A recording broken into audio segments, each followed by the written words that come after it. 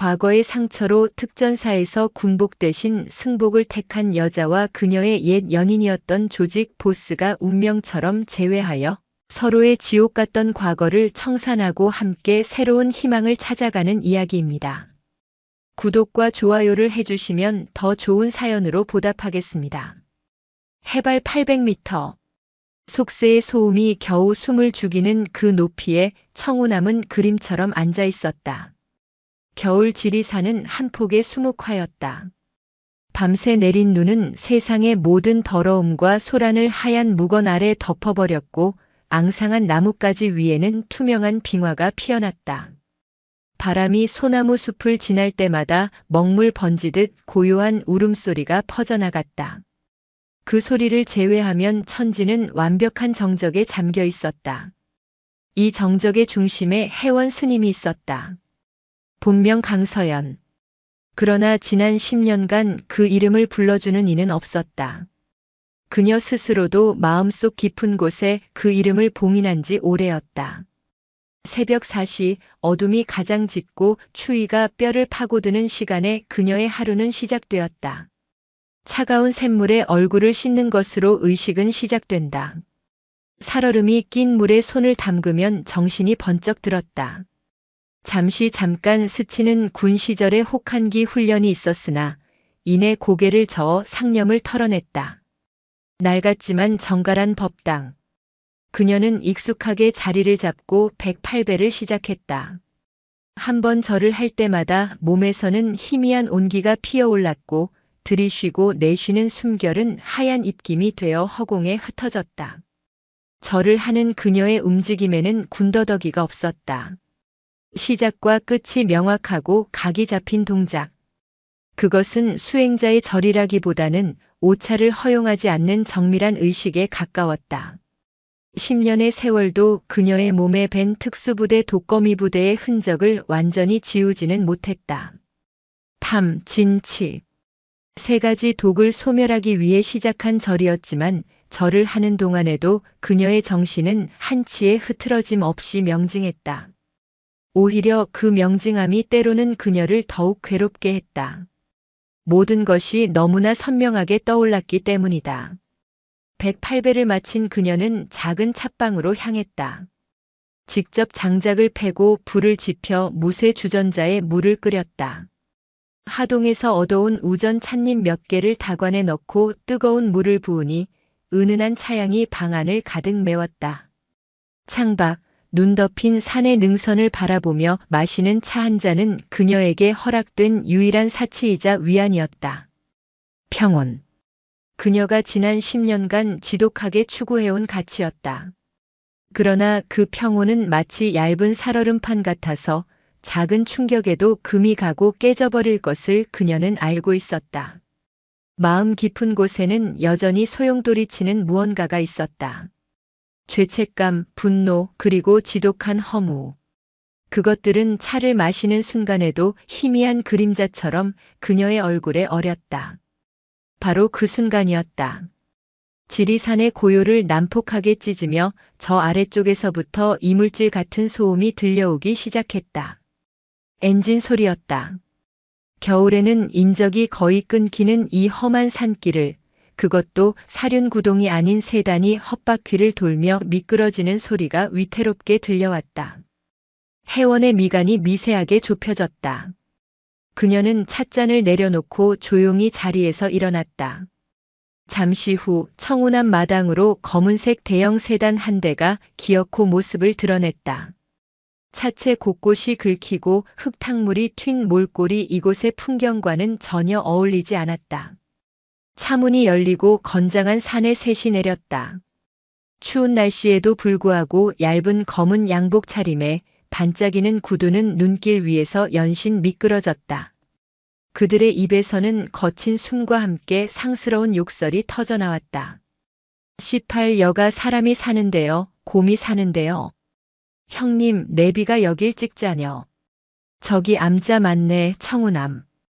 그들은 마당을 가로질러 법당 앞으로 다가왔다. 선두에 선 험상궂은 인상의 남자가 법당 문을 거칠게 두드렸다. 그 순간 옆에 샘문이 조용히 열리며 잿빛 승복 차림의 혜원이 모습을 드러냈다. 산의 전기처럼 맑고 고요한 그녀의 등장에 사내들은 잠시 주춤했다. 여승, 그것도 생각보다 훨씬 젊고 단아한 모습의 여승이 홀로 암자를 지키고 있을 줄은 몰랐던 것이다. 무슨 일로 이 험한 곳까지 오셨습니까, 거사님들? 혜원의 목소리는 겨울 아침 공기처럼 차분하고 맑았다. 그러나 그 속에는 쉽게 꺾이지 않을 단단함이 서려 있었다. 험상궂은 사내가 헛기침을 하며 다시 기세를 잡았다. 그는 품에서 구겨진 서류 한 장을 꺼내 보였다. 우리가 이 근방 땅을 좀 샀거든. 근데 딱 요 알박기처럼 남은 땅이 이 절간이야. 좋은 말로 할 때 파쇼 스님. 서울에 계신 우리 회장님이 이쪽에다 크게 연수원 지을 거라 오래 끌 생각 없으시다네. 이곳은 천년의 세월 동안 부처님을 모신 도량입니다. 돈으로 사고 팔 수 있는 물건이 아닙니다. 혜원은 조금의 동요도 없이 답했다. 그녀의 평온한 태도에 남자의 얼굴이 울그락불그락해졌다. 아, 이 스님이 말이 안 통하네. 그럼 평당 얼마면 되겠소? 우리가 손해보고 2배 쳐줄 테니까 군말 말고 도장 찍읍시다. 이 추운 데서 혼자 고생하지 말고 그 돈으로 강남의 삐까번쩍한 절이나 차리쇼. 남자가 한 걸음 다가서며 위협적으로 말했다. 그의 입에서 풍기는 술 냄새와 값싼 향수 냄새가 혜원의 후각을 자극했다. 그녀는 반걸음 뒤로 물러섰다. 그러나 그것은 두려움의 후퇴가 아니었다. 언제든 상대의 움직임에 반응할 수 있는 최적의 거리를 확보하기 위한 몸에 밴 본능이었다. 거사님, 부처님의 땅은 값을 매길 수 없으니 더는 무례를 범하지 마시고 돌아가 주십시오. 길도 험한데 해가 지면 위험합니다. 무례? 진짜 무례가 뭔지 보여줘? 남자는 인내심이 바닥난 듯 소리쳤다. 그는 분풀이라도 하듯 옆에 있던 법당 기둥을 발로 찼다. 쿵 하는 둔탁한 소리와 함께 기둥에서 마른 나무 껍질이 떨어져 나갔다. 그것으로도 분이 풀리지 않았는지 그의 눈이 법당 안에 놓인 작은 금동 불상에 멎었다. 이런 쇠붙이 쪼가리 붙들고 기도하면 못살이 나와, 돈이 나와. A18. 남자가 성큼성큼 법당 안으로 들어가 불상에 손을 뻗는 순간이었다. 그때까지 고요한 산처럼 서 있던 혜원의 분위기가 순식간에 변했다. 평온함이 싹 가시고 그 자리에 서리빨 같은 냉기가 어렸다. 그녀의 눈빛은 더 이상 자비로운 수행자의 것이 아니었다. 그것은 목표물을 포착한 맹수의 눈빛, 적을 앞에 둔 군인의 눈빛이었다. 멈추십시오. 그녀의 목소리는 나직했지만 사내의 움직임을 얼어붙게 할 만큼의 위압감을 담고 있었다. 사내가 움찔하며 돌아보는 찰나 혜원의 몸이 움직였다. 그녀는 소리 없이 세 걸음을 내디뎌 사내의 등 뒤에 섰다. 그녀의 움직임은 마치 바람처럼 가벼웠으나 그 결과는 결코 가볍지 않았다. 혜원은 불상을 향해 뻗어있던 사내의 손목을 부드럽게 잡았다. 그리고는 아주 작은 움직임으로 그의 팔꿈치 관절과 어깨를 틀었다. 하는 비명과 함께 사내의 몸이 균형을 잃고 맥없이 무너졌다. 혜원은 그가 넘어지는 힘을 역이용해 그대로 법당 밖으로 밀어냈다. 눈밭 위로 나뒹군 사내는 고통에 찬 신음을 터뜨렸다. 뭐야 이년이. 남아있던 두 사내가 당황하며 주머니에서 접이식 칼을 꺼내 들려 했다. 그러나 그들이 칼을 뽑기도 전에 혜원이 먼저 움직였다. 한 명에게는 스치듯 다가가 목덜미의 경동맥 옆 급소를 정확히 눌렀다. 남자는 컥 소리를 내며 그대로 정신을 잃고 쓰러졌다. 나머지 한 명은 겁에 질려 뒷걸음질 쳤다. 혜원은 그에게 다가가지 않았다. 대신 마당에 돌멩이 하나를 집어들었다.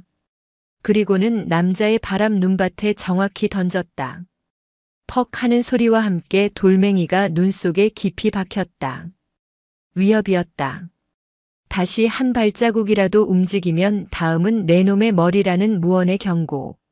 사내는 겁에 질려 칼을 떨어뜨리고 정신을 잃은 동료와 팔을 붙잡고 뒹구는 두목을 번갈아 보다가 비명을 지르며 차를 향해 도망쳤다.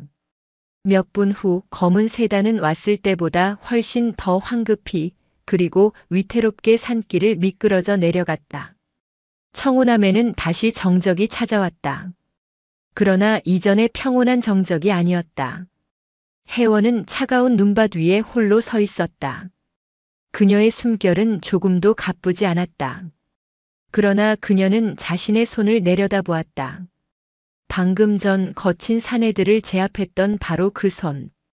자비를 베풀고 불경을 넘기고 차를 따라야 할 그 손으로 폭력을 행했다.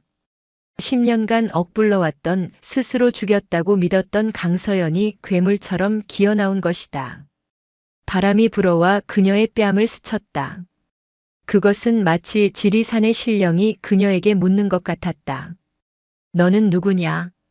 너는 정령 부처님의 제자냐 아니면 여전히 피냄새에 익숙한 군인이더냐? 혜원은 대답할 수 없었다. 그녀는 그저 파르르 떨리는 손을 다른 손으로 감싸줄 뿐이었다.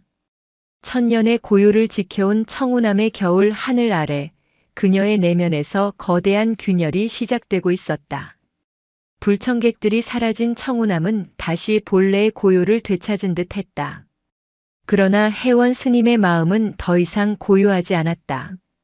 방금 전의 소라는 마치 잔잔한 수면 아래 잠들어 있던 거대한 괴물을 깨운 것과 같았다. 그녀는 어지럽혀진 마당을 정리하고 법당으로 돌아와 부서진 기둥의 파편을 쓸어 담았다. 손끝이 미세하게 떨리고 있었다. 분노나 두려움 때문이 아니었다. 너무나도 익숙하게 반사적으로 튀어나온 자신의 폭력성 앞에서 느끼는 깊은 자괴감 때문이었다. 그녀는 다시 찻방으로 돌아와 차갑게 식어버린 찻잔을 앞에 두고 앉았다. 창밖의 풍경은 여전히 아름다웠지만 더 이상 그녀의 눈에 들어오지 않았다. 눈을 감자 30년 전의 시간이 선명하게 되살아났다. 24 육군 사관학교를 막 졸업하고 최전방 부대에 배치된 초임 소위 강서연. 희망과 이상으로 가득 찼고 세상의 어둠 따위는 자신의 의지로 모두 밝힐 수 있다고 믿었던 시절. 그녀는 부대의 허락을 받아 간만에 외박을 나왔다.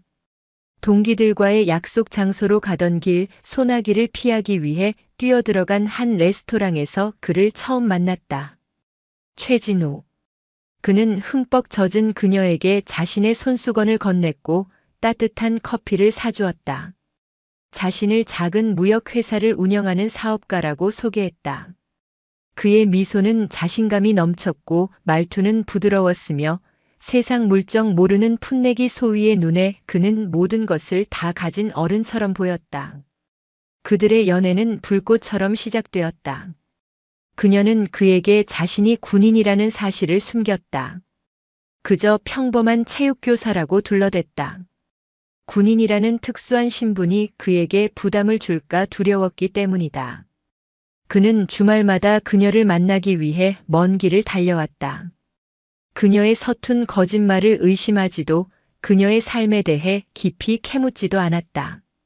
그저 다정하게 웃으며 그녀의 이야기를 들어줄 뿐이었다. 강서연은 난생 처음으로 완전한 행복을 느꼈다. 삭막한 군대라는 세계에서 벗어나 최진우라는 남자 곁에 있을 때만큼은 평범한 24살 여자가 될 수 있었다. 그 행복이 신기루였다는 것을 깨닫는 데는 오랜 시간이 걸리지 않았다. 어느 날 부대 정보가 선배가 그녀를 조용히 불렀다. 강소희, 요즘 만나는 사람 있다며? 혹시 이 사람 아니야? 선배가 내민 사진 속에는 환하게 웃고 있는 최진우의 얼굴이 있었다. 그리고 그 옆에는 그의 신상 정보가 적혀 있었다. 최진우 29세. 신흥 폭력 조직 태영파 행동대장. 세상이 무너지는 것 같았다. 머릿속이 하얗게 비어버렸다. 믿을 수 없었다. 아니, 믿고 싶지 않았다. 선배는 그녀를 걱정스러운 눈으로 바라보며 말했다. 조직 간의 세력 다툼이 심상치 않아. 저쪽에서 일부러 군 장교에게 접근했을 가능성도 배제할 수 없어. 일단 만나서 확인해봐. 그리고 조심해. 그날 저녁 그녀는 최진우와 약속이 있었다. 평소처럼 그의 차를 기다리던 레스토랑 건너편 카페. 약속 시간이 다가오자 그의 차가 보였다. 그런데 차에서 내린 그는 혼자가 아니었다. 검은 양복을 입은 부하 여럿을 대동하고 있었다. 그들은 레스토랑 뒤편의 어두운 골목으로 향했다. 강서연은 홀린 듯 그들을 따라갔다. 그리고 목격했다. 골목 안에서는 다른 무리의 남자들이 그들을 기다리고 있었다. 짧은 대화가 오간 후 끔찍한 폭력이 시작되었다. 최진우는 직접 손을 쓰지 않았다. 그는 팔짱을 낀 채 담배를 입에 물고 차가운 눈으로 그 광경을 지켜보고 있었다. 그의 부하들이 강목과 쇠파이프를 휘둘러 상대를 무자비하게 내리쳤다. 비명과 신음이 골목을 가득 채웠다. 그녀에게 보여주었던 다정한 미소는 온데간데 없었다. 그곳에는 냉혹하고 비정한 조직의 간부 최진우만이 서 있었다. 그가 입에 물었던 담배를 바닥에 던져 구둣발로 비벼 끄는 순간 강서연과 눈이 마주쳤다. 아주 잠시였지만 그의 눈에 스친 것은 당혹감이었다. 그러나 그것도 잠시, 그는 이내 아무렇지 않은 표정으로 부하들에게 무언가를 지시했다. 강서연은 그 자리에 얼어붙었다. 배신감보다 더 큰 것은 인간에 대한 혐오와 자기 자신에 대한 경멸이었다. 사람을 너무 쉽게 믿었던 어리석음, 그의 거짓말을 조금도 눈치채지 못했던 순진함. 그녀는 비명을 지르며 도망치고 싶었지만 발이 떨어지지 않았다. 그 순간 그녀 안에 무언가가 죽어버렸다. 사랑, 믿음, 인간에 대한 기대 같은 것들이었다. 그녀는 소리 없이 돌아서서 어둠 속으로 사라졌다. 그것이 그와의 마지막이었다. 그날 이후 강서연은 자신을 군대라는 성벽 안에 완벽하게 가두었다. 연애는 물론 사적인 관계를 일절 맺지 않았다. 오직 임무와 훈련 그리고 진급에만 매달렸다. 그녀의 도끼와 능력은 타의 추종을 불허했고 결국 여군 최초 사단장이라는 신화적인 자리까지 올랐다. 하지만 그 높은 자리에서 그녀를 기다린 것은 명예가 아니라 더 큰 비극과 죄책감이었다. 혜원 스님은 긴 상념에서 깨어났다. 차는 이미 돌처럼 차갑게 식어 있었다. 그녀는 그날 이후 단 한 번도 최진우를 떠올리지 않으려 애썼다. 그는 그녀의 삶에서 완전히 도려내야 할 오점이었다. 그런데 오늘 그가 보낸 자들이 이곳의 고요를 깨뜨렸다. 마치 30년 전 그날처럼 폭력적인 방식으로. 그때였다. 다시 한번 산 아래에서 엔진 소리가 들려왔다. 아까보다 훨씬 더 신중하고 안정적인 운전이었다. 혜원은 자리에서 일어났다. 아까 도망쳤던 자들이 다시 돌아온 것일까? 아니면 그들의 회장이라는 자가 직접 온 것일까? 그녀의 마음속에 다시 한번 차가운 경계심이 고개를 들었다. 잠시 후 청운한 마당에 낯선 검은색 지프 차량이 멈춰 섰다. 운전석에서 한 남자가 내렸다. 아까의 건달들과는 분위기 자체가 달랐다. 값비싼 코트, 잘 다려진 바지. 험한 산길을 올라왔음에도 흐트러짐 없는 모습이었다. 나이는 50대 후반쯤으로 보였다. 깊게 팬 주름과 희끗희끗한 머리카락은 그가 겪어온 풍파를 짐작게 했지만 날카로운 눈빛과 꼿꼿한 자세는 여전한 카리스마를 내뿜고 있었다. 남자는 주변을 둘러보다가 샘문 앞에 서 있는 혜원 스님을 발견했다. 그는 천천히 그녀에게로 걸어왔다. 한 걸음 한 걸음 다가올수록 혜원의 심장이 쿵, 쿵, 쿵 거세게 울리기 시작했다. 30년의 세월이 흘렀지만 잊을 수 없는 얼굴이었다. 모든 것을 잃게 만들었던 그녀의 삶을 통째로 바꿔버렸던 바로 그 얼굴. 남자가 그녀의 앞에 멈춰 섰다. 그는 잠시 말을 잃은 채 잿빛 승복을 입은 그녀의 모습을 믿을 수 없다는 듯 바라보았다. 그의 눈동자가 심하게 흔들렸다. 충격, 불신, 그리고 아주 희미한 그리움 같은 복잡한 감정들이 뒤섞여 있었다.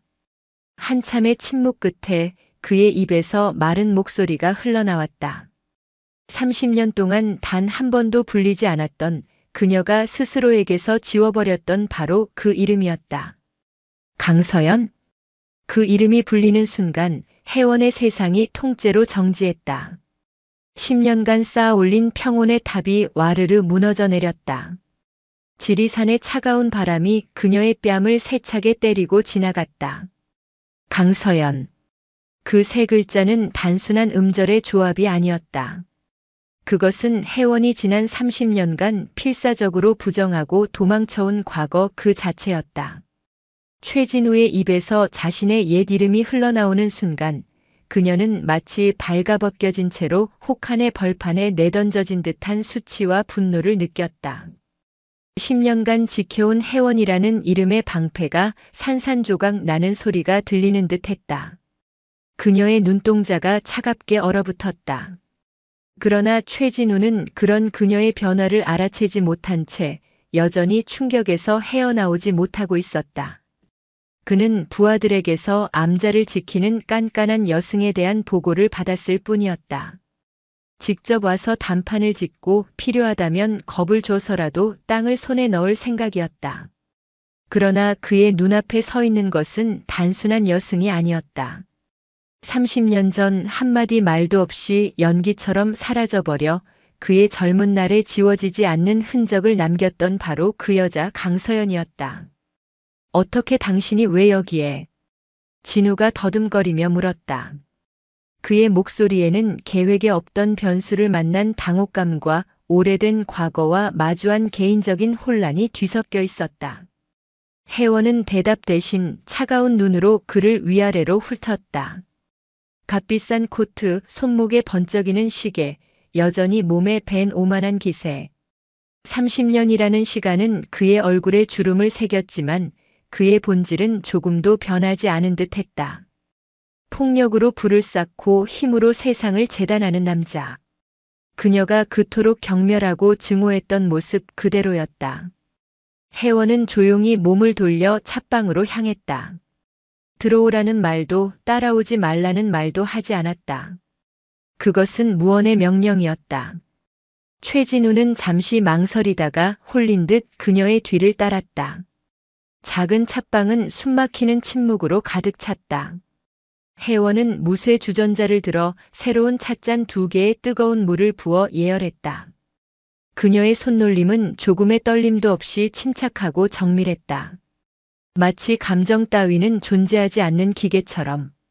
그 침착함이 오히려 최진우의 마음을 더욱 무겁게 짓눌렀다. 우선 내 부하들이 와서 행패를 부린 것에 대해서는 사과하지. 이런 식으로 일을 처리할 생각은 아니었어. 진우가 먼저 침묵을 깼다. 사업가로서의 노련함으로 대화를 시작하려 했지만 목소리는 어색하게 갈라졌다. 혜원은 대답 없이 다관에 찻잎을 넣고 찬물을 우려냈다. 그리고 그 찬물을 퇴수기에 버렸다. 마치 진우의 사과가 들을 가치도 없는 불순물이라는 듯. 그녀는 2번째 우려낸 맑은 찬물을 그의 앞에 놓인 찻잔에 조용히 따랐다. 용건만 말씀하십시오. 드디어 혜원이 입을 열었다. 그녀의 목소리는 얼음장처럼 차가웠다. 용건이라니. 진우는 기가 막혔다. 30년 만에 만났는데 고작 용건 따위를 말하라는 건가? 난 당신이 죽은 줄 알았어. 아니, 적어도 이 세상에 없는 사람이라고 생각했단 말이야.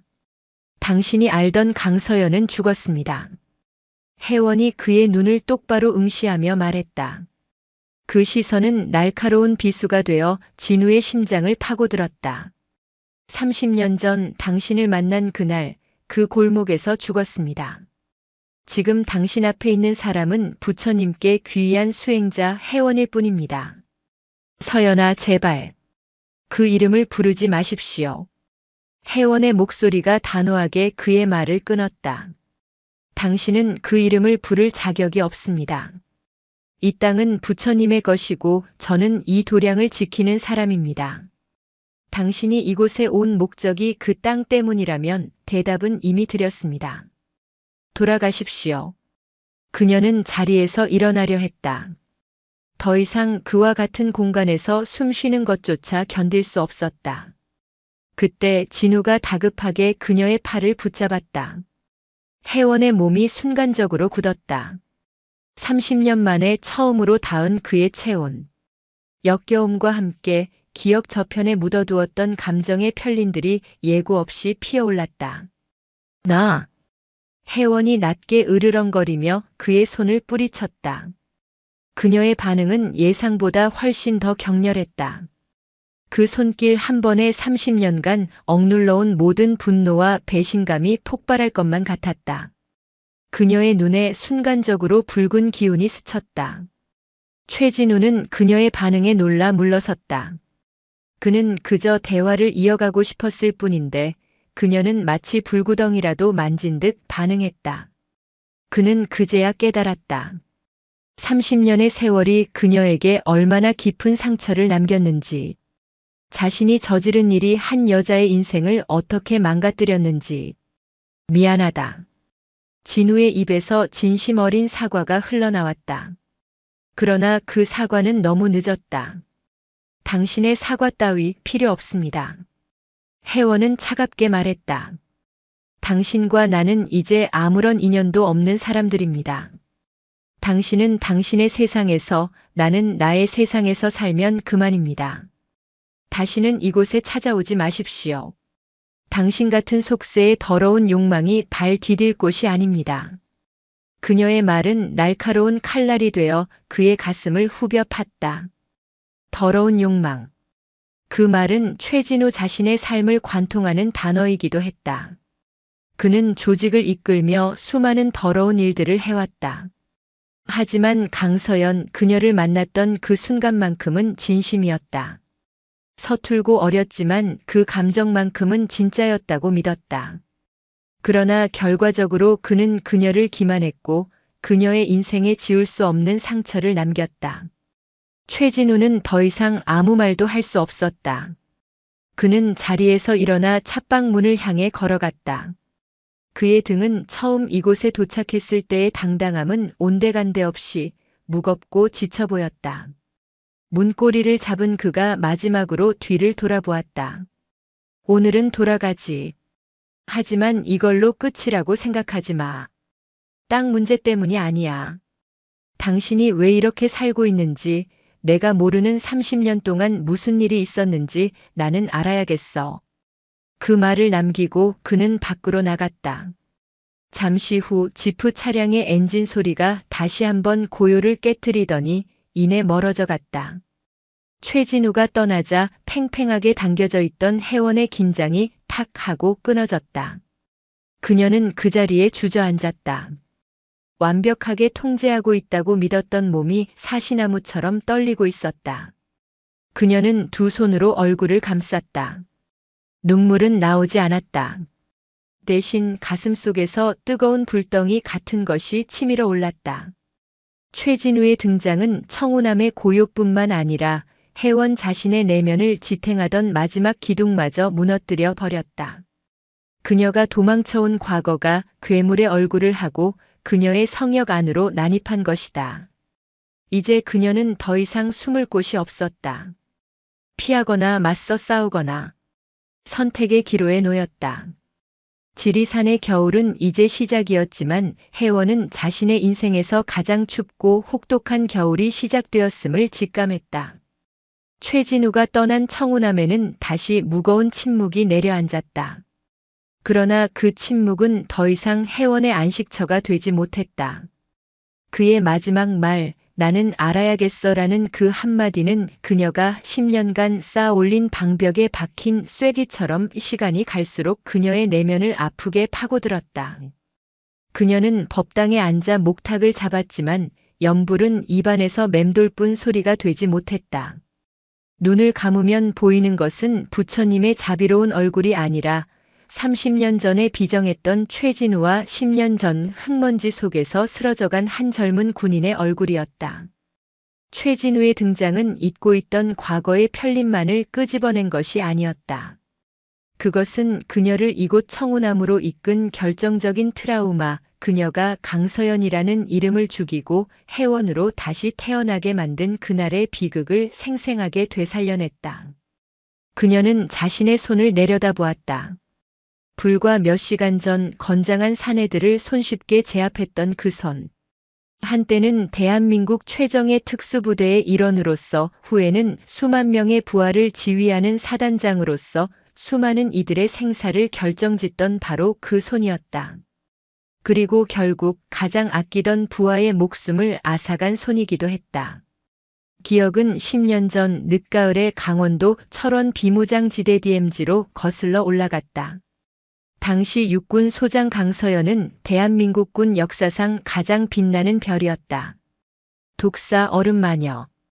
그녀를 따르는 별명들은 두려움과 경외를 동시에 담고 있었다. 최진우에게 배신당한 이후 그녀는 스스로의 감정을 거세하고 오직 군인으로서의 능력과 실적을 증명하는 데에만 몰두했다. 그녀의 지휘 아래 부대의 전투력은 최강을 자랑했고, 그녀는 파격적인 승진을 거듭해 마침내 여군 최초의 전투사단장이라는 전무후무한 기록을 세웠다. 그리고 그 너머 군단장 진급이라는 더 높은 목표를 향해 달려가고 있었다. 야망은 그녀를 지탱하는 유일한 연료였다. 그녀의 밑에는 윤지아라는 젊은 소위가 있었다. 육사를 갓 졸업한 햇병아리처럼 맑고 순수한 장교였다. 윤소희는 강서연을 하늘처럼 따랐다. 다른 부하들이 그녀의 냉혹함에 거리를 둘 때 윤소희만은 그 차가운 가면 뒤에 숨겨진 인간적인 고뇌와 외로움을 어렴풋이 느끼는 듯했다. 그녀는 종종 사단장님처럼 멋진 군인이 되는 것이 제 유일한 꿈입니다라며 해맑게 웃곤 했다. 강서연은 겉으로는 무뚝뚝하게 대했지만 속으로는 그런 윤소희를 각별하게 여겼다. 어쩌면 자신이 잃어버린 과거의 이상적인 모습을 그 젊은 후배에게서 보고 있었는지도 모른다. 문제의 작전은 그렇게 시작되었다. DMZ 내부에 위치한 아군 지피 감시 초소로 향하는 보급로에서 미확인 지뢰가 발견되었다는 보고가 올라왔다. 통상적인 절차라면 안전을 위해 우회로를 개척해야 했지만 시간과 비용이 많이 드는 일이었다. 마침 군단 전체의 이목이 쏠린 대규모 훈련을 앞둔 시점. 강서연은 이 상황을 자신의 결단력과 위기관리 능력을 증명할 기회로 삼았다. 그녀는 휘하의 EOD 폭발물 처리반을 투입해 직접 지뢰를 제거하고 길을 확보하라는 다소 무리한 명령을 내렸다. 부참모장을 비롯한 몇몇 참모들이 난색을 표했다. 북측이 최근 의도적으로 목함 지뢰를 살포했을 가능성이 있으며 정확한 정보 없이는 위험 부담이 너무 크다는 이유였다. 그러나 강서연은 단호했다. 위험 없는 작전은 없다. 그리고 그 위험을 통제하고 극복하는 것이 지휘관의 능력이다. 내 책임 하에 작전을 승인한다. 그녀의 결정에 더 이상 이의를 제기하는 사람은 없었다. 야망에 눈이 먼 그녀의 귀에는 그 어떤 조언도 들리지 않았다. 작전 당일 강서연은 직접 현장을 지휘하기 위해 방탄모를 쓰고 DMZ로 향했다. 긴장감이 셔츠를 축축하게 적셨지만 오히려 그 긴장감이 살아있음을 느끼게 했다. 그때 윤지아 소위가 그녀에게 다가왔다. 사단장님, 제가 통신 지원 및 현장 기록 임무를 맡았습니다. 사단장님과 함께 작전하게 되어 영광입니다. 윤소희의 얼굴은 긴장감 속에서도 존경과 설렘으로 빛나고 있었다. 강서연은 쓸데없는 소리 말고 임무에나 집중해라며 퉁명스럽게 말했지만 입가에는 희미한 미소가 걸렸다. 작전은 순조롭게 진행되는 듯 했다. EOD 요원들이 탐지기를 이용해 조심스럽게 지뢰를 찾아내고 하나씩 처리해 나갔다. 강서연은 쌍안경으로 현장을 주시하며 상황을 통제했다. 마지막 지뢰 하나만을 남겨둔 상황. 모두의 얼굴에 안도의 빛이 스치는 순간이었다. 사단장님, 마지막 지뢰 처리 완료 직전입니다. 쌍안경 너머로 윤지아 소위가 그녀를 향해 환하게 웃으며 손을 흔드는 것이 보였다. 바로 그 찰나였다. 쾅! 세상이 하얗게 변했다가 붉게 물들었다. 고막을 찢는 굉음과 함께 땅이 거대하게 울렸다. 강서연의 몸이 충격파에 의해 뒤로 거세게 내동댕이 쳐졌다. 흙먼지와 화약 냄새, 그리고 끔찍한 비명이 뒤섞여 아수라장이 되었다. 정신을 차린 강서연이 비틀거리며 일어섰을 때 그녀의 눈에 들어온 것은 지옥이었다. 폭발이 일어난 중심지. 방금 전까지 윤지아 소위가 서 있던 그 자리에는 검게 그을린 거대한 웅덩이만 남아 있었다. 그녀의 환한 미소도 빛나던 눈동자도 그 어떤 흔적도 찾을 수 없었다. 모든 것이 한순간에 사라져버렸다. 강서연의 머릿속이 새하얗게 비었다. 주변의 외침도 무전기의 소음도 들리지 않았다. 그녀의 세상은 완벽한 무음의 상태에 빠졌다. 그녀는 망연자실하게 폭발 지점을 향해 걸어갔다.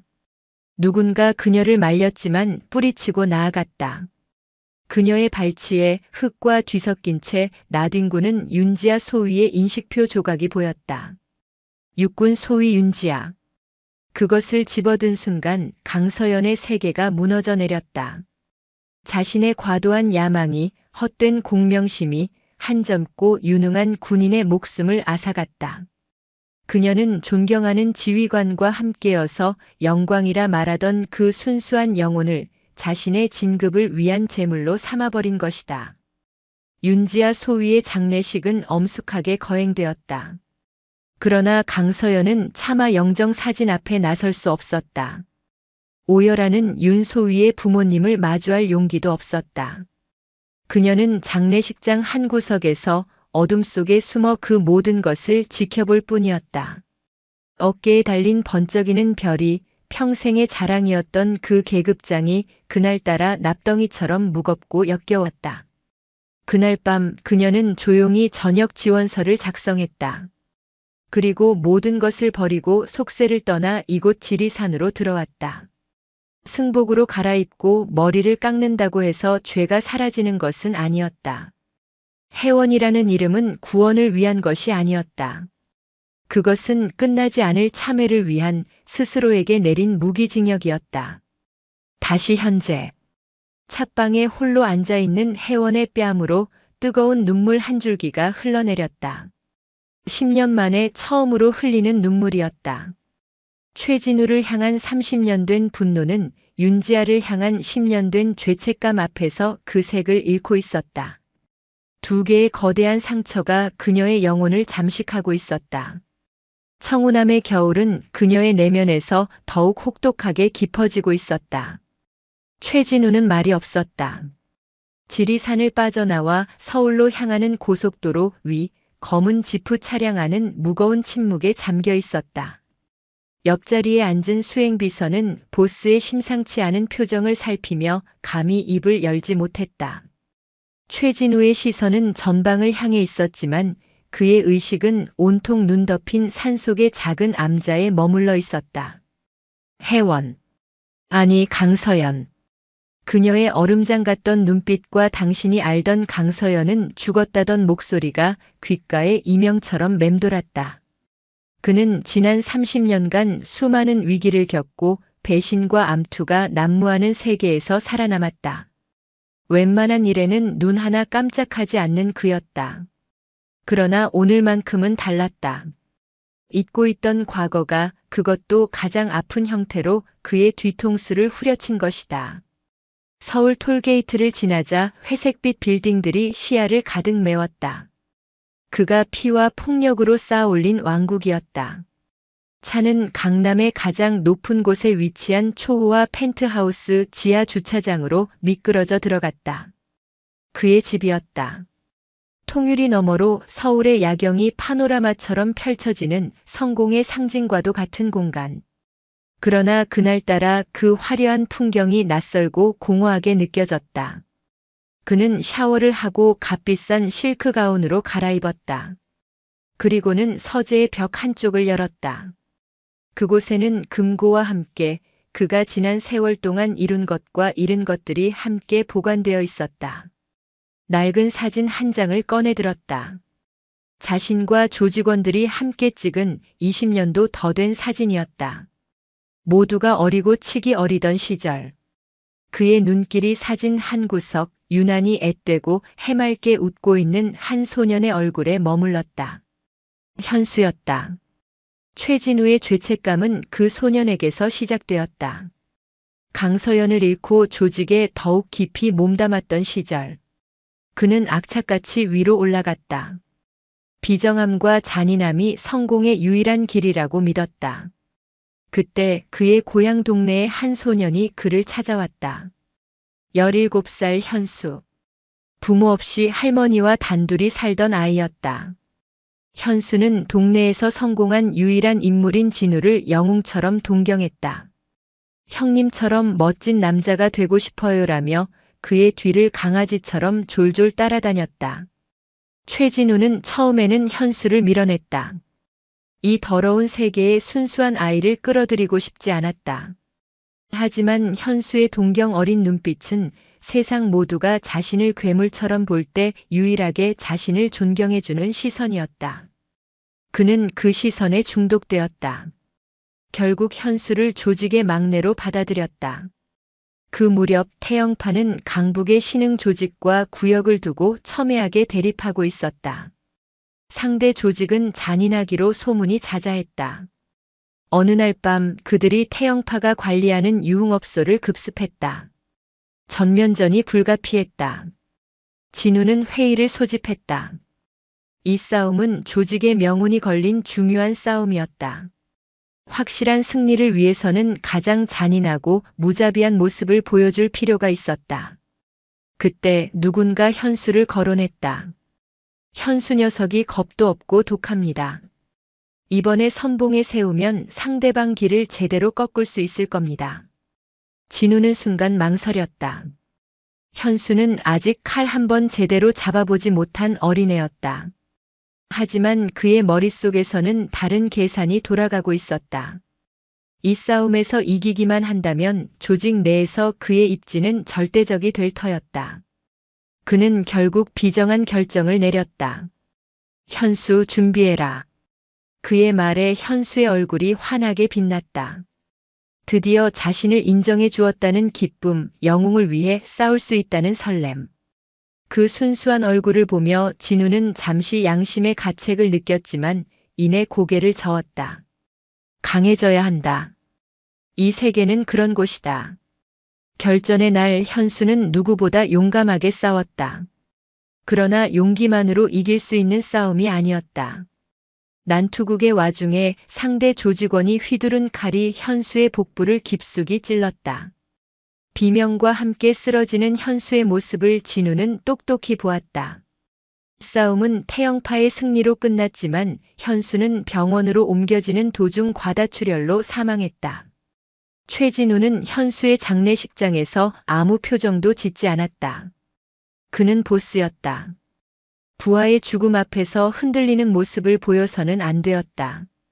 그는 슬픔에 빠진 현수의 할머니에게 두둑한 돈 봉투를 건네는 것으로 자신의 역할을 다했다고 생각했다.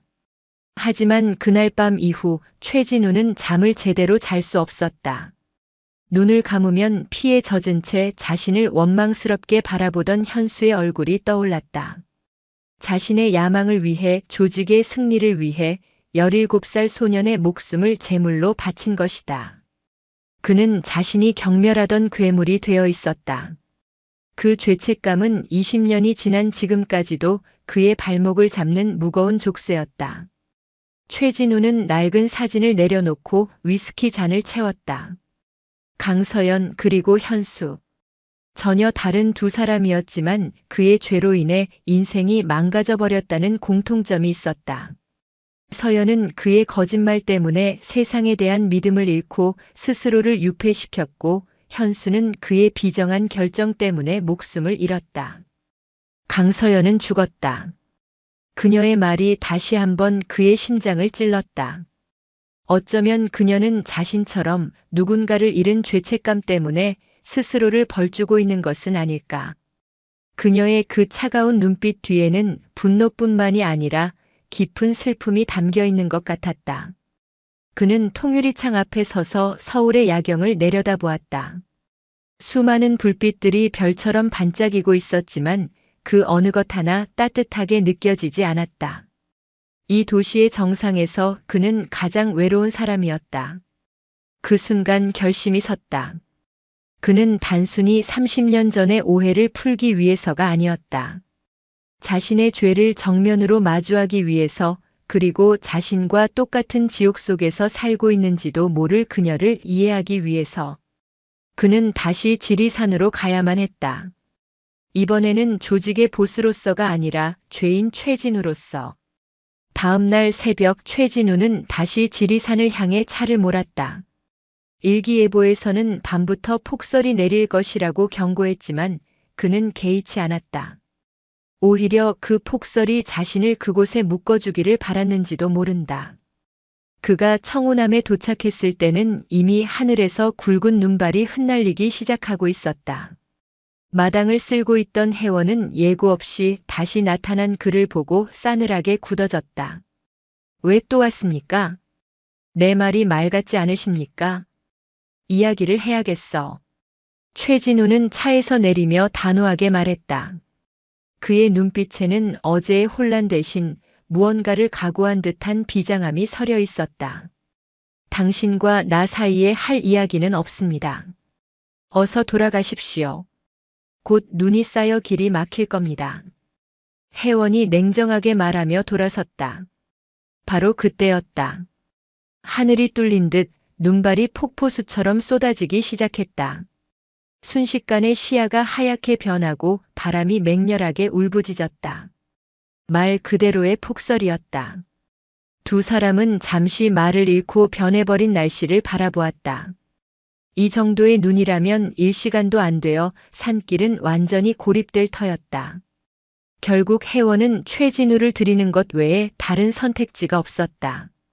그녀는 그를 군부를 떼는 작은 행랑채로 안내했다.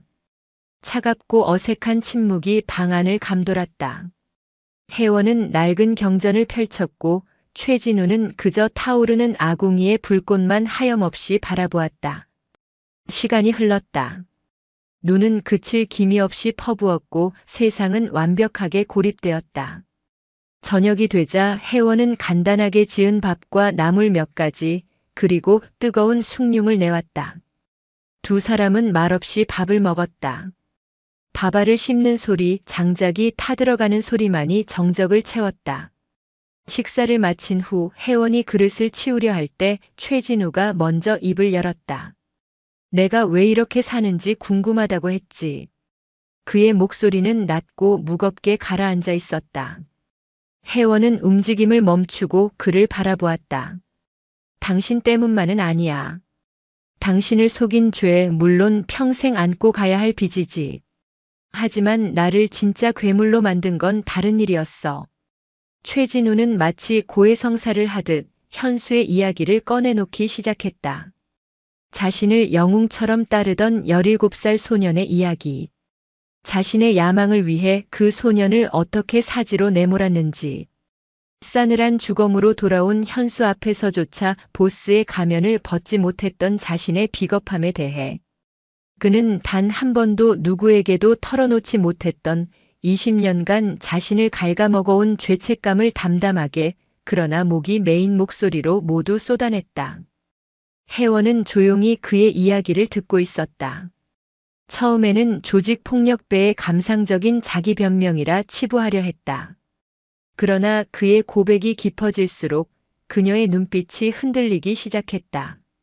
야망, 잘못된 결정, 그리고 평생을 짊어질 죄책감. 그것은 너무나도 익숙한 단어들이었다. 최진우의 이야기 속에서 그녀는 자신의 모습을 보고 있었다. 최진우의 고백이 끝났을 때 방 안에는 다시 침묵이 흘렀다. 그러나 이전의 차가운 침묵이 아니었다. 한 인간의 영혼의 무게가 담긴 무겁고 슬픈 침묵이었다. 한참 후 혜원이 입을 열었다. 나에게도 그런 사람이 있었습니다. 이번에는 그녀가 고백할 차례였다. 그녀는 윤지아 소위의 이야기를 시작했다. 자신을 롤모델이라며 따르던 햇살처럼 맑았던 후배 장교.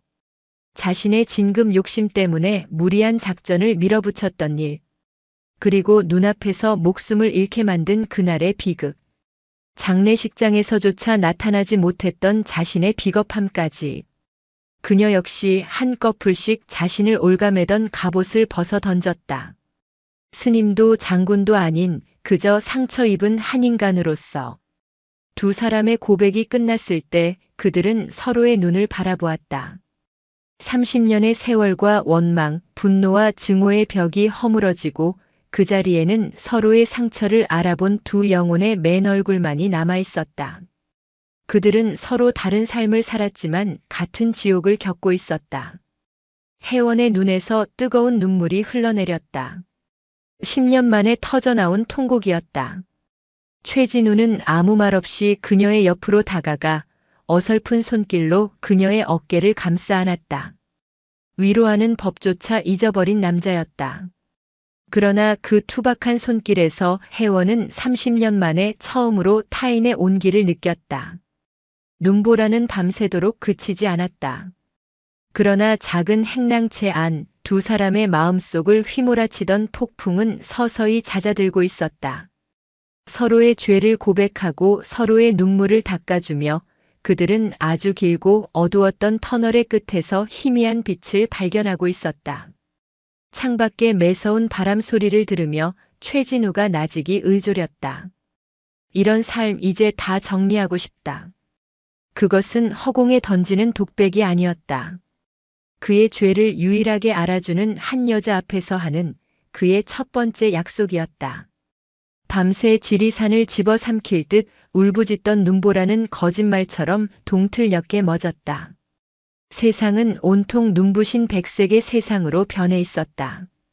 처마 끝에는 날카로운 고드름이 열렸고 소나무 가지는 솜니부를 덮은 듯 무겁게 휘어졌다.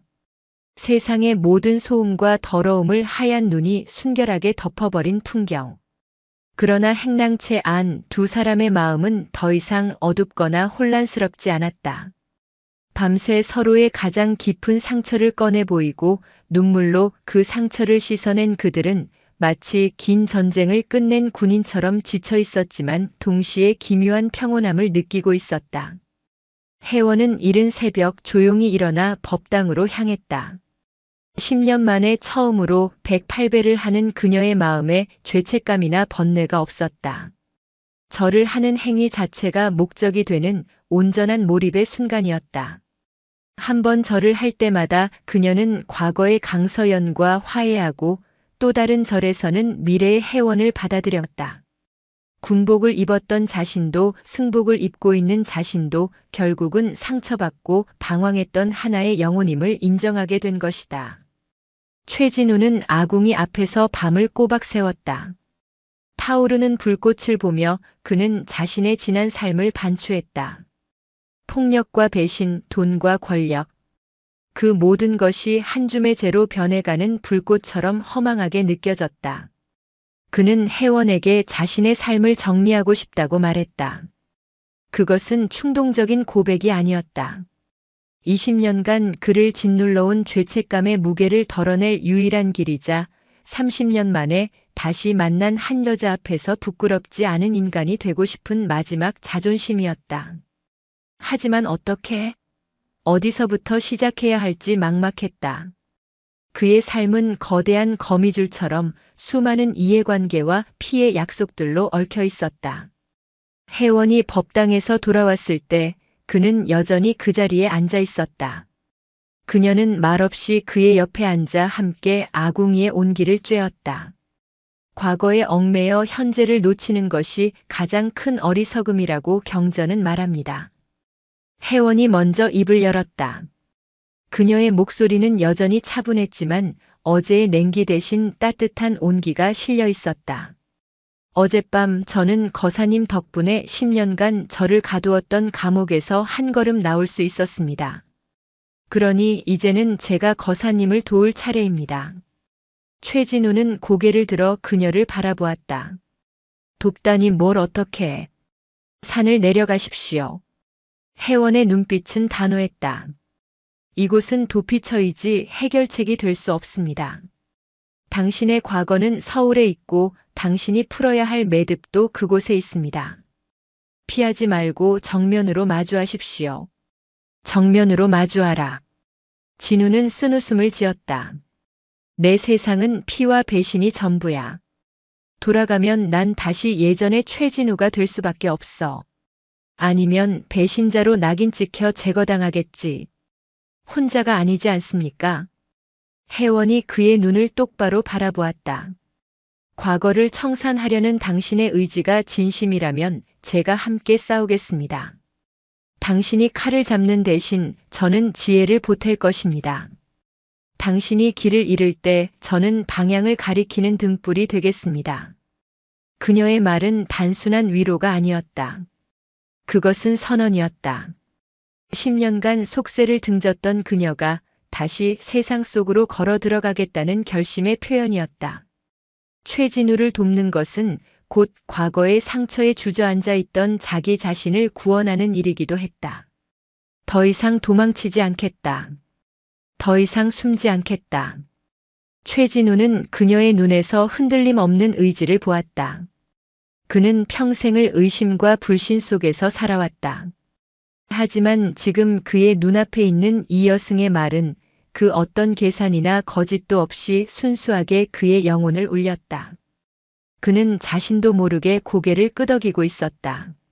한편 그 시각 서울에서는 태영파의 심장부가 미세하게 흔들리고 있었다.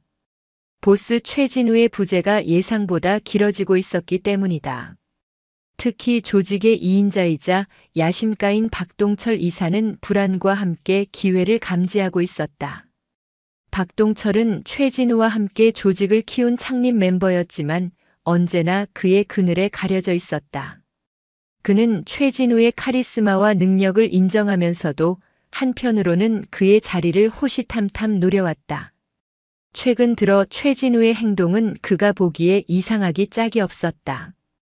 갑작스러운 지리산행, 그리고 돌아오지 않는 시간들. 어제는 지리산에 보냈던 부하들이 웬 여승 하나에게 박살이 나서 돌아왔다는 어처구니 없는 보고까지 받았다. 박동철은 자신의 신복들을 모아 비밀리에 회의를 소집했다. 회장님이 이상하다. 뭔가에 단단히 홀린 것 같아. 이사님 듣자 하니 그 암자에 있는 여승이 보통 내기가 아니라고 합니다. 특수부대 출신이라는 소문도.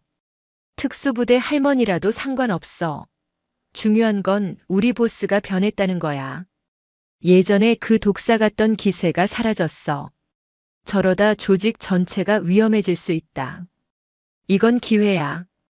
박동철의 눈이 탐욕으로 번뜩였다.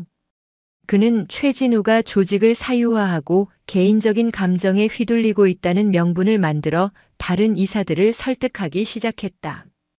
그리고 최진우의 가장 큰 약점이 바로 청우남의 비군이라는 사실을 직감했다. 사람들 풀어. 청우남 그 여승에 대해 샅샅이 알아봐. 그리고 최 회장 동선 계속 체크하고. 만약 그 여자가 최 회장의 발목을 잡는 년이라면 둘 다 한꺼번에 정리해버릴 수도 있겠지. 박동철의 음모는 차갑고 신속하게 진행되기 시작했다. 지리산에는 다시 해가 뜨고 눈이 녹기 시작했다. 제설 차량이 길을 뚫기까지는 하루 이틀이 더 걸릴 터였다. 고립된 시간 속에서 혜원과 최진우는 앞으로의 계획을 세우기 시작했다. 혜원은 군 시절의 경험을 살려 조직을 합법적으로 그리고 최소한의 피를 흘리며 해체할 수 있는 시나리오를 구상했다. 법적인 문제, 자금 처리, 조직원들의 생계 문제까지. 그녀의 머릿속에서 복잡한 계획들이 체계적으로 정리되었다. 최진우는 그녀의 날카로운 분석과 추진력에 새삼 감탄했다. 그는 30년 전 자신이 사랑했던 여자가 얼마나 대단한 인물이었는지를 이제야 깨닫고 있었다. 이틀 후 마침내 산 아래로 내려가는 길이 열렸다. 최진우는 떠날 채비를 했다. 혜원은 그에게 작은 염주 하나를 건넸다. 마음이 흔들릴 때마다 이것을 보고 오늘을 기억하십시오. 같이 내려가지. 진우가 말했다. 내가 옆에 있어야 내가 흔들리지 않을 것 같아. 혜원은 고개를 저었다. 아닙니다. 이것은 온전히 당신이 시작하고 당신이 마무리해야 할 싸움입니다. 저는 이곳에서 당신을 위해 기도하며 기다리겠습니다. 모든 것을 정리하고 새로운 사람이 되어 돌아오십시오. 그때는 제가 거사님과 함께 산을 내려가겠습니다. 그녀의 말에는 흔들림 없는 믿음이 담겨 있었다. 최진우는 더 이상 조르지 않았다. 그는 혜원을 향해 깊이 고개를 숙였다. 태어나서 처음으로 누군가에게 존경과 감사를 담아하는 인사였다. 최진우의 지푸가 눈 녹은 산길을 따라 천천히 사라졌다. 혜원은 그 모습이 보이지 않을 때까지 오랫동안 그 자리에 서 있었다. 그녀의 얼굴에는 불안이 아닌 평온한 미소가 걸려 있었다. 그러나 그녀는 알지 못했다. 서울의 어둠 속에서 자신과 최진우를 향한 검은 폭풍이 이미 거세게 몰아치고 있다는 것을. 그리고 그 폭풍은 곧 이 고요한 산사를 덮치게 될 것이라는 것을. 최진우가 떠난 청운함에는 다시 혼자만의 시간이 찾아왔다. 하지만 이전의 고요와는 질적으로 달랐다. 혜원의 마음은 더 이상 과거에 묶여 있지 않았다. 그녀는 매일 아침 108배를 올리고 경전을 읽고 찻잎을 덮었다. 그러나 그 모든 행위의 끝에는 서울에서 홀로 싸움을 시작했을 최진우를 향한 기도가 함께했다. 그녀는 이제 방관자가 아니었다. 보이지 않는 곳에서 함께 싸우는 동지였다. 서울로 돌아간 최진우는 혜원과 약속한 대로 움직이기 시작했다. 그는 가장 먼저 조직의 핵심 이사들을 소집했다. 그리고 그 자리에서 폭탄 선언을 했다. 오늘부로 태영파는 해체한다. 회의장은 물을 끼얹은 듯 조용해졌다.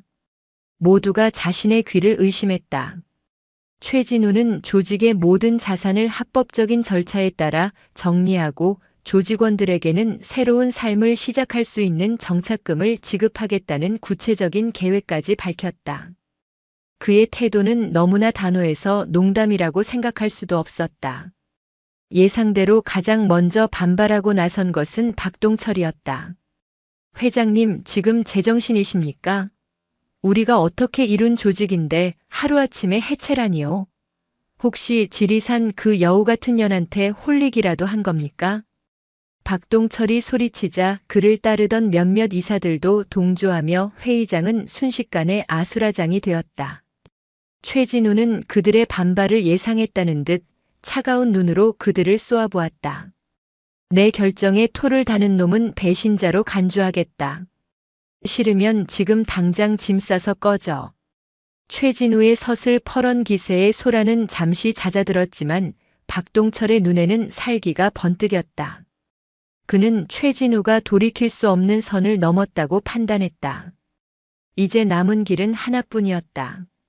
최진우를 제거하고 조직을 통째로 삼키는 것. 박동철은 물밑에서 신속하게 움직였다. 그는 최진우가 조직 자금을 빼돌려 여승과 함께 도망치려 한다는 거짓 소문을 퍼뜨려 조직원들을 선동했다. 그리고 자신에게 충성하는 핵심 행동대원 수십 명을 비밀리에 소집했다. 그의 목표는 단 하나, 모든 문제의 근원인 청운함을 급습하여 최진우와 혜원을 한꺼번에 제거하고 모든 것을 그들의 싸움으로 위장하는 것이었다. 며칠 후 최진우는 혜원에게 전화를 걸었다. 조직 내부의 반발이 생각보다 거세지만 계획대로 진행되고 있다고 알리기 위해서였다. 조금만 더 기다려줘. 거의 다 정리되어가. 이 싸움만 끝나면 정말 새로운 사람으로 너에게 갈게. 그의 목소리에는 피곤함과 함께 희망이 묻어 있었다. 혜원은 그의 말에 조용히 미소 지으며 믿습니다. 기다리겠습니다라고 답했다. 바로 그날 밤이었다. 혜원은 법당에서 저녁 예불을 드리고 있었다. 그런데 산 아래에서 심상치 않은 불빛들이 여러 개 보이기 시작했다. 한두 대가 아니었다. 어둠을 뚫고 여러 대의 차량이 조용히 그러나 신속하게 청운암을 향해 올라오고 있었다. 혜원의 온몸에 경고등이 켜졌다. 직감적으로 위험을 감지했다. 이것은 평범한 방문객이 아니었다. 그녀는 즉시 최진우에게 전화를 걸었다. 지금 당장 이곳으로 와야 합니다. 상황이 좋지 않습니다. 전화를 끊은 혜원은 더 이상 자비로운 스님이 아니었다. 그녀의 눈빛은 10년 전 수많은 작전을 지휘하던 사단장 강서연의 것으로 돌아와 있었다. 그녀는 법당에 불을 끄고 암자 주변의 지형을 빠르게 머릿속에 그렸다. 이곳은 그녀가 10년간 매일같이 걸었던 곳. 그녀의 눈에는 어디가 은폐하기 좋고 어디가 적을 유인하기 좋은지 환하게 보였다. 그녀는 승복 소매를 걷어붙이고 창고에서 묵직한 쇠지렛대 하나를 집어들었다. 그것이 그녀의 유일한 무기였다. 잠시 후 박동철이 이끄는 수십 명의 조직원들이 칠흑 같은 어둠을 뚫고 청운암 마당으로 쏟아져 들어왔다. 그들의 손에는 야구 방망이와 쇠 파이프, 그리고 날카로운 칼이 들려 있었다. 찾아라. 최진우 그 배신자 새끼랑 그년을 찾아내. 박동철의 고함과 함께 그들은 암자 곳곳을 부수며 혜원을 찾기 시작했다. 그때 어둠 속에서 목소리가 들려왔다. 나를 찾는가? 목소리가 들려온 곳은 법당 지붕 위였다. 달빛을 등지고 서 있는 혜원의 모습은 마치 지리산의 정령처럼 보였다. 그녀는 더 이상 승복을 입고 있지 않았다. 활동하기 편한 검은색 수련복 차림이었다. 내년이구나. 최진우를 홀린 불려우 같은 년. 회장님은 어디에 있나? 너희 같은 버러지들이 그분 성함을 함부로 입에 올리지 마라. 혜원이 지붕에서 뛰어내렸다. 그녀의 움직임은 고양이처럼 가볍고 소리가 없었다. 그녀는 가장 가까이 있던 조직원의 측면을 파고들어 들고 있던 쇠지렛대로 다리 관절을 정확하게 가격했다. 비명과 함께 남자가 쓰러지자 그녀는 그를 방패 삼아 다른 이들의 공격을 피하며 순식간에 포위망을 뚫고 숲으로 사라졌다. 저 전연 잡아. 조직원들이 우왕좌왕하며 숲으로 그녀를 쫓아 들어갔다. 그것이 바로 혜원이 노린 것이었다. 좁고 어두운 숲은 그녀에게는 익숙한 전장이었지만 그들에게는 불리한 지형이었다. 그녀는 나무와 바위 뒤에 몸을 숨기며 마치 유령처럼 나타나 한 명씩 쓰러뜨리기 시작했다. 특수부대 시절 익혔던 생존 기술과 암살술이 10년의 세월을 뛰어넘어 그녀의 몸에서 되살아났다. 그들에게 혜원은 더 이상 여승이 아니었다. 보이지 않는 공포 그 자체였다. 하지만 수적으로 절대적인 열쇠였다. 혜원이 몇 명을 더 쓰러뜨렸을 때 그녀는 결국 마당으로 다시 몰리게 되었다. 박동철과 남은 10여 명의 조직원들이 그녀를 둘러쌌다. 독한 년. 하지만 여기까지다. 박동철이 비릿한 미소를 지으며 그녀에게 다가오는 순간이었다. 기이그. 굉음과 함께 지프 한 대가 미친 듯이 마당으로 돌진해 들어왔다. 차는 조직원들 몇 명을 들이받으며 그들의 진영을 무너뜨렸다. 운전석에서 내린 것은 바로 최진우였다. 그의 얼굴은 분노로 이글거리고 있었다. 박동철 내 놈이 기어이 선을 넘는구나. 회장님. 아니, 이제 배신자 최진우지. 내 놈이 자초한 일이다. 상황은 일촉즉발의 대치 상태로 변했다. 최진우와 혜원 단 두 사람과 박동철이 이끄는 10여 명의 조직원들. 청운암 마당에서 그들의 과거를 청산하기 위한 마지막 싸움이 시작되었다. 최진우는 야수처럼 싸웠다. 자신을 따르던 과거의 동료들을 향해 주먹을 휘두르는 그의 마음은 찢어질 듯 아팠지만 망설이지 않았다. 이것은 과거의 자신을 죽이는 싸움이었다. 혜원은 그의 곁에서 빈틈을 파고드는 적들을 막아냈다. 그녀의 움직임은 화려하지 않았지만 최소한의 동작으로 상대의 급소를 정확히 노렸다. 두 사람은 마치 오랫동안 함께 싸워온 전우처럼 서로의 등을 지키며 완벽한 호흡을 보여주었다. 이것은 단순한 패싸움이 아니었다. 과거의 폭력적인 자신들과 그들을 얽매던 피의 세계와의 마지막 투쟁이었다. 결국 수많은 부상자를 낸 끝에 최진우는 피투성이가 된 채 박동철과 마주섰다. 두 사람의 마지막 싸움 끝에 최진우는 박동철을 쓰러뜨리는 데 성공했다. 싸움이 끝났을 때 동이 트고 있었다.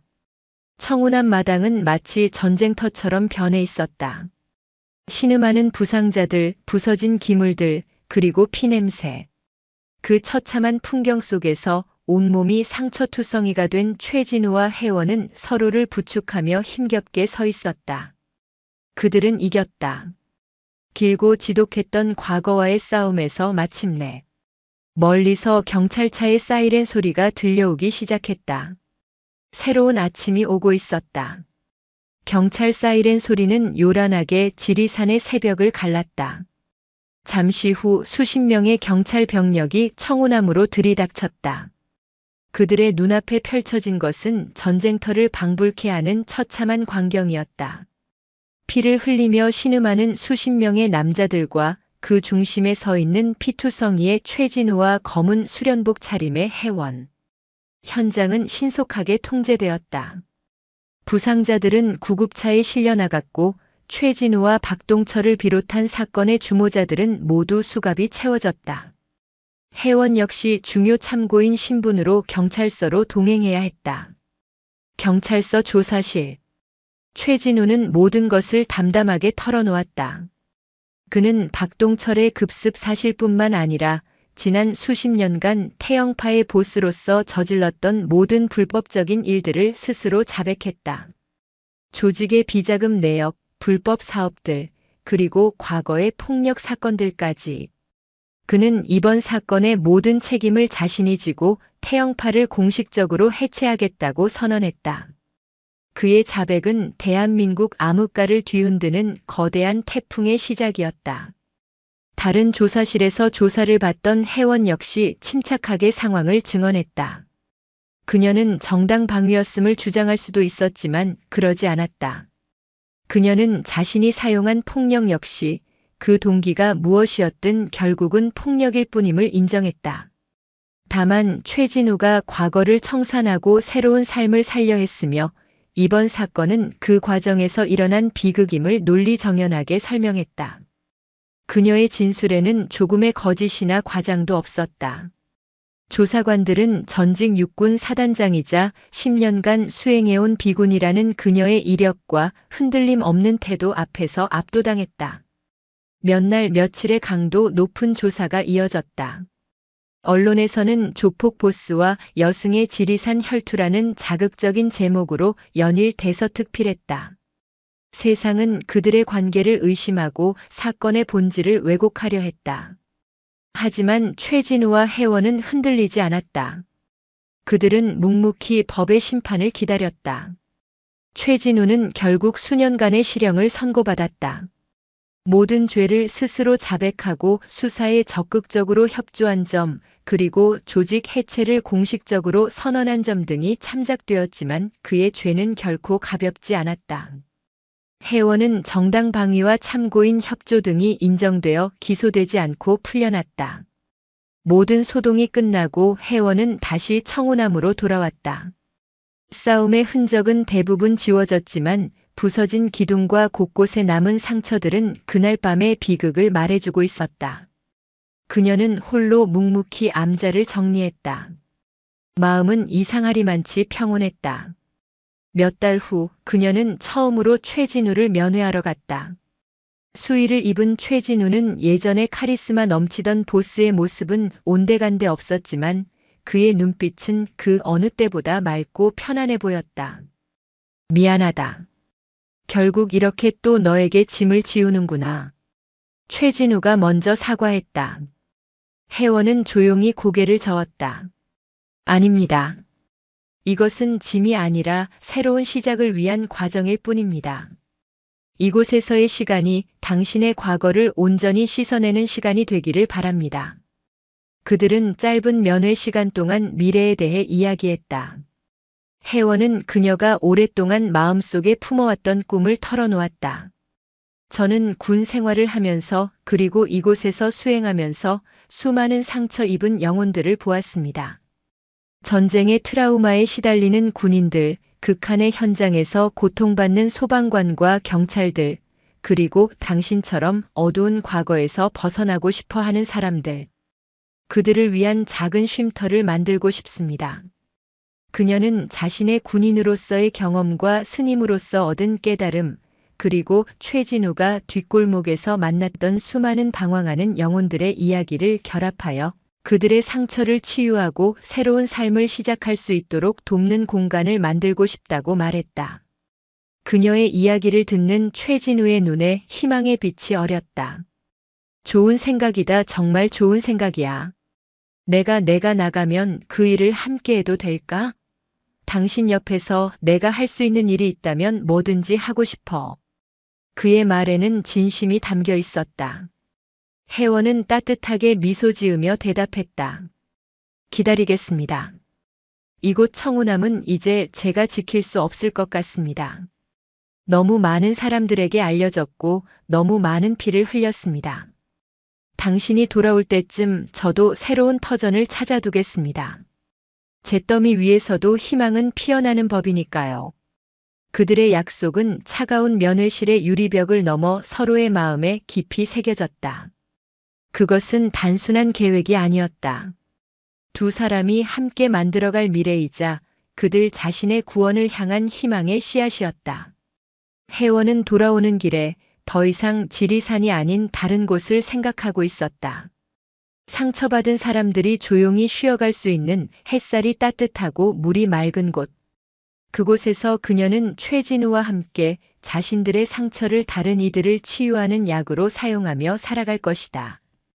길고 길었던 겨울이 끝나고 마침내 새로운 봄을 준비할 시간이었다. 세월은 강물처럼 흘러 지리산에 또 한 번의 겨울이 지나고 봄이 움텄다. 그리고 그 봄이 무르익어 여름의 녹음으로 변할 때쯤 최진우는 죗값을 치르고 세상 밖으로 나왔다. 그가 출소하던 날 교도소 앞에는 값비싼 외제차도 머리를 조아리는 조직원도 없었다. 대신 낡은 국산차 옆에 서서 그를 기다리는 한 사람이 있었다.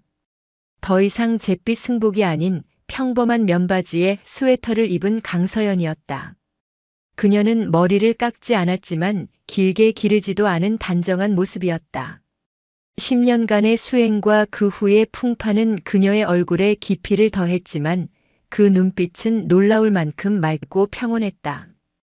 두 사람은 아무 말 없이 서로를 바라보았다.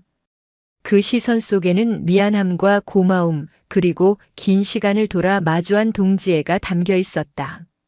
가시죠. 서연이 먼저 차 문을 열며 말했다. 그녀의 목소리에는 새로운 시작을 향한 조용한 설렘이 묻어 있었다. 그들이 향한 곳은 지리산이 아니었다.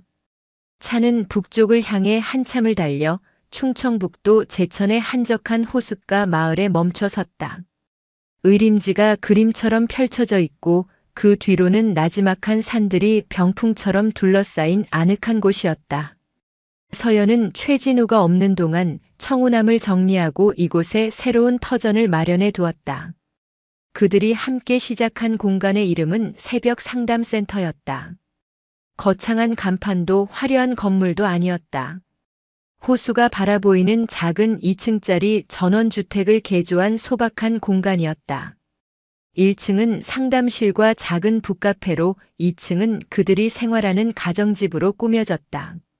새벽이라는 이름에는 가장 어두운 시간을 지나 새로운 아침을 맞는다는 의미가 담겨 있었다.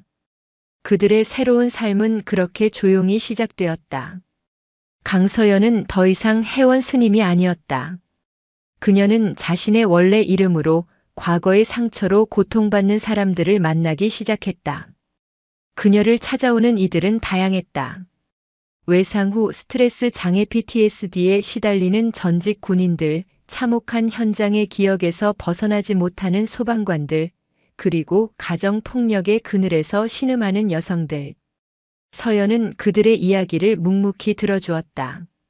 그녀는 어설픈 위로나 섣부른 조언을 하지 않았다. 대신 자신의 이야기를 들려주었다. 군인으로서 겪었던 전쟁 같은 삶, 잘못된 판단으로 부하를 잃었던 죄책감, 그리고 10년간의 도피와 참회. 그녀의 고백 앞에서 사람들은 자신의 상처가 유별나거나 부끄러운 것이 아님을 깨닫고 조금씩 마음의 문을 열기 시작했다. 그녀는 상처를 겪어본 사람만이 할 수 있는 가장 깊은 방식으로 그들을 치유했다. 최진우의 역할도 명확했다. 그는 센터의 모든 꾸준히 일을 도맡아 했다. 마당에 잔디를 깎고 고장난 곳을 수리하고 북카페에 커피를 내렸다. 그리고 그는 자신만이 할 수 있는 특별한 상담을 시작했다. 바로 방황하는 가출 청소년들의 멘토가 되어주는 것이었다. 처음에는 아무도 전직 조폭 보스였던 그의 말을 들으려 하지 않았다. 아이들은 그를 비웃거나 경계했다. 그럴 때마다 그는 자신의 과거를 솔직하게 털어놓았다. 주먹과 돈이 세상의 전부인 줄 알았던 어리석음, 한순간의 잘못된 선택으로 친구를 잃고 평생을 후회하며 살았던 자신의 이야기. 그의 거친 손과 투박한 말투 속에는 아이들의 미래를 진심으로 걱정하는 따뜻함이 담겨 있었다. 아이들은 점차 그의 진심을 느끼고 그를 진우 삼촌이라 부르며 따르기 시작했다. 그는 현수에게 진 빚을 또 다른 현수들을 어둠에서 건져내는 것으로 갚아나가고 있었다. 어느 늦은 오후 그날의 마지막 상담이 모두 끝났다. 서연과 진우는 나란히 앉아 저녁 노을에 붉게 물드는 의림지 호수를 바라보고 있었다. 호수 위를 미끄러지듯 날아가는 물새들의 모습이 평화로웠다. 오늘 아주 오랫동안 실어증을 앓던 해병대 출신 예비역 한 분이 처음으로 입을 열었어요. 아내에게 미안하다고 그 한마디를 했다고 하더군요. 서연이 나직이 말했다. 그녀의 얼굴에 잔잔한 미소가 번졌다. 당신은 대단한 일을 하고 있어. 진우가 진심을 담아 말했다. 당신도요. 아까 보니 지난번에 왔던 그 가출팸 녀석들이 오늘은 마당 청소를 돕고 있던데요. 허허, 저절로 하겠어? 내가 커피 사준다고 꼬셨지. 두 사람은 마주보며 소리내어 웃었다. 30년의 세월을 돌아 그들은 비로소 평범한 연인들처럼 웃을 수 있게 되었다. 후회하지 않습니까? 서연이 문득 물었다. 당신이 가졌던 모든 것을 버리고 이런 시골 구석에서 사는 거요. 최진우는 대답 대신 그녀의 손을 부드럽게 잡았다. 그의 손은 예전처럼 위협적이거나 차갑지 않았다. 흙과 기름이 묻어 거칠었지만 세상에서 가장 따뜻하고 든든한 손이었다. 내가 평생 가졌던 그 모든 것을 합쳐도 지금 당신 옆에서 보는 이 노을만 못해. 서연아, 나는 지금 내 인생에서 처음으로 행복이라는 걸 느껴. 그의 고백에 서연의 눈가가 촉촉해졌다. 그녀는 그의 어깨에 조용히 머리를 기댔다. 30년 전 그들이 처음 만났던 그 설레던 시절에도 느껴보지 못했던 완전한 평온과 충만함이 그들을 감쌌다. 그들은 더 이상 과거의 죄책감에 얽매이지 않았다. 대신 자신들의 깊은 상처를 다른 사람의 상처를 감싸는 따뜻한 손길로 변화시켰다. 지독한 고통 속에서 피어난 그들의 사랑은 그들 자신뿐만 아니라 세상의 다른 아픈 영혼들까지 치유하는 강인한 생명력을 지니고 있었다. 저녁 노을이 완전히 쓰러지고 호수 위로 별들이 하나둘 떠오르기 시작했다. 길고 혹독했던 겨울은 끝났다. 잿더미 위에서 피어난 희망은 이제 그들의 살 속에서 가장 밝게 빛나는 별이 되어 앞으로의 길을 영원히 비춰줄 터였다. 제천의 맑은 햇살 아래 두 사람의 새로운 삶은 이제 막 시작되고 있었다. 오늘도 요지경 사연을 잘 들어주셔서 감사합니다.